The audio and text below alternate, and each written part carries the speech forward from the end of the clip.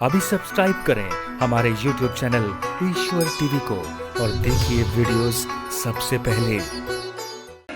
अभिमन्यु उस चक्रव्यूह में ना घुसते तो उस दिन उस चक्रव्यूह में ना तो धर्मराज युधिष्ठिर बचते, क्योंकि उस दिन अर्जुन दक्षिण दिशा की ओर युद्ध करने चले गए थे। कौरवों का षड्यंत्र था कि चक्रव्यूह से अर्जुन को अलग करना है, तो आज उनके अर्जुन का रथ भगवान से अर्जुन ने कहा कि मेरा रथ आज दक्षिण दिशा में ले चलो, वहां एक योद्धा मुझे चुनौती दे रहा है। तो ये कौरवों का षड्यंत्र था कि अर्जुन को उस दिशा में ले जाना, यहां हम चक्रव्यूह रचेंगे और 4 पांडवों को मार डालेंगे, युधिष्ठिर को, भीम को, नकुल को और सहदेव को।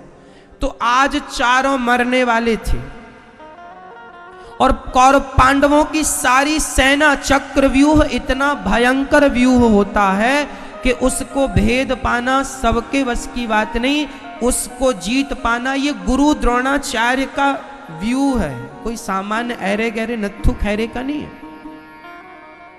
यदि अभिमन्यु नहीं जाते तो चारों पांडव मारे जाते, इनकी सेना मारी जाती। और फिर अभिमन्यु को पता था कि मैं इसको तोड़कर अंदर कैसे जाऊं, लेकिन वापसी कैसे आना है ये नॉलेज नहीं था। ये नॉलेज क्यों नहीं था?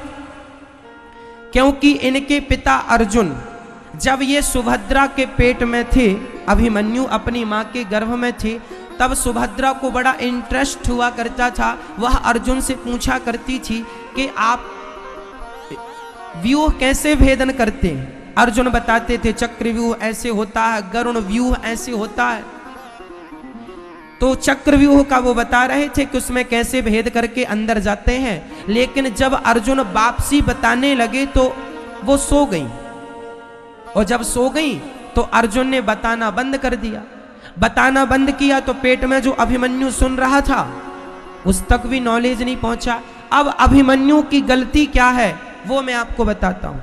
अभिमन्यु की गलती ये नहीं है कि वो चक्रव्यूह में क्यों चले गए, ये गलती नहीं है। मैंने इसी बल पे कहा कि अभिमन्यु सबसे बड़े योद्धा है। उस समय अभिमन्यु की उम्र केवल 19 साल की थी। 19 साल का जवान बच्चा था। 19 और 20 वर्ष की आयु थी अभिमन्यु की लगभग। चले गए उस चक्रव्यूह में, कौरवों की उस चक्रव्यूह को तोड़ना शुरू कर दिया। उसी चक्रव्यूह में दुर्योधन का बेटा लक्ष्मण, दुर्योधन के पुत्र का नाम था लक्ष्मण, दुर्योधन का बेटा लक्ष्मण आया और चौथे बाण में अभिमन्यु ने लक्ष्मण की मृत्यु कर दी।